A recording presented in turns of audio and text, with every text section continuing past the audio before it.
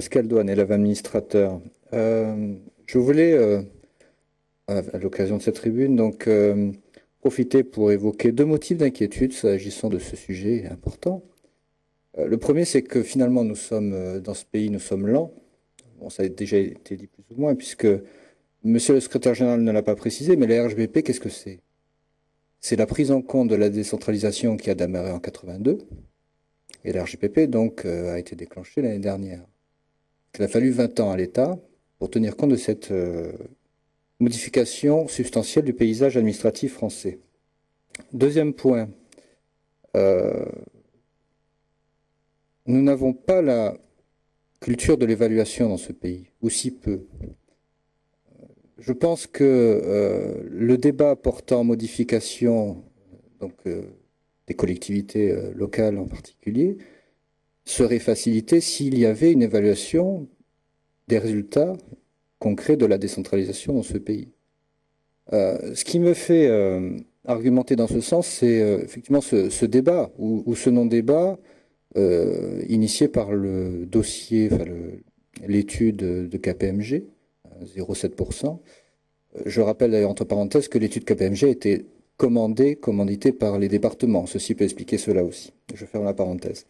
Mais ces interrogations sur est-ce que la mutualisation permettrait de coûter moins ou pas, c'est pour moi un témoignage du manque flagrant d'évaluation de ce qui se passe dans ce pays en matière de fonctionnement des collectivités. Et puis, un point d'interrogation, c'est la gouvernance. Nous connaissons tous le Grenelle de l'environnement. Et pour ce projet de réforme, un comité est monté. Bon, moi, j'aurais préféré que l'on donne davantage la parole aux acteurs directement concernés. Je crois qu'il y a quand même un problème de confiance. Alors peut-être que nous, les territoriaux, nous sommes incapables de nous regarder avec objectivité, mais je mets en parallèle la gouvernance mise en œuvre pour une réforme importante en matière d'environnement, et puis celle qui nous intéresse ce soir. Alors, je termine sur une sorte de benchmarking en Europe, parce que j'ai travaillé en Espagne et en Allemagne, pour la petite histoire. On discute évidemment avec nos collègues de la territoriale de l'empilement de cette même territoriale. En fait, méfions-nous effectivement des statistiques et des chiffres et des beaux tableaux. En Espagne et en Allemagne, lorsqu'on regarde avec la loupe, en interne, le paysage est aussi compliqué. Ce qui change, c'est la gouvernance. Ce qui change, ce sont les modes opératoires et au final, le coût total que supporte le citoyen contributeur. Merci. Je veux bien dire un mot sur la question de l'empilement.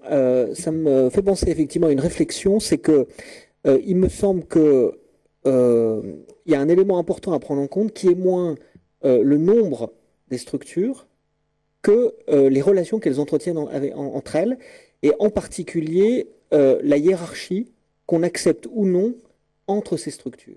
C'est-à-dire que, vous avez raison de le souligner, c'est-à-dire en Allemagne par exemple, il y a bien à peu près, quand on regarde de près, le même niveau de strate entre un niveau régional, le Land dans l'espèce, un niveau communal et puis les Kreis, il se trouve en Allemagne, mais quand on regarde la plupart des pays européens, on a bien en fait ce type d'organisation où il y a un niveau entre la commune et l'échelon régional. Mais en revanche, la grande différence dans la plupart des pays européens, c'est que précisément, il y a un phénomène de hiérarchie qui trouve à s'exprimer, alors qui s'exprime de façon différente, soit que les financements de certains niveaux viennent du niveau supérieur, et par conséquent, évidemment, il y a une forme de tutelle financière ou de hiérarchie financière qui s'exerce, soit dans certains cas, une forme de hiérarchie juridique. Par exemple, je crois que c'est en Espagne où la possibilité est offerte à certaines régions de déléguer des compétences au niveau inférieur, etc.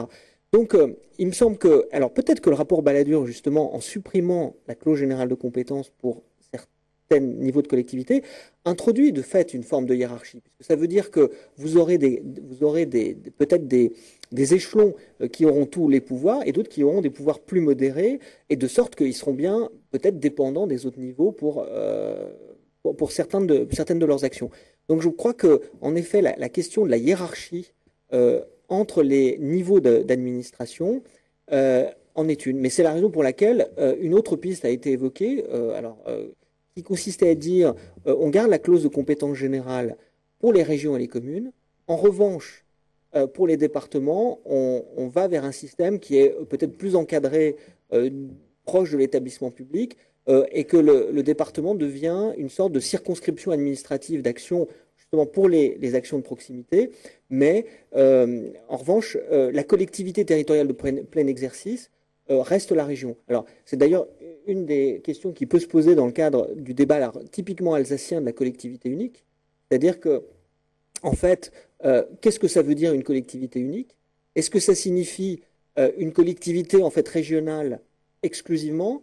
Mais est-ce que cette collectivité régionale n'aura pas besoin pour déployer ses politiques sur le terrain d'avoir quand même, je ne sais pas comment il faut les appeler, mais des niveaux ou des circonscriptions infrarégionales?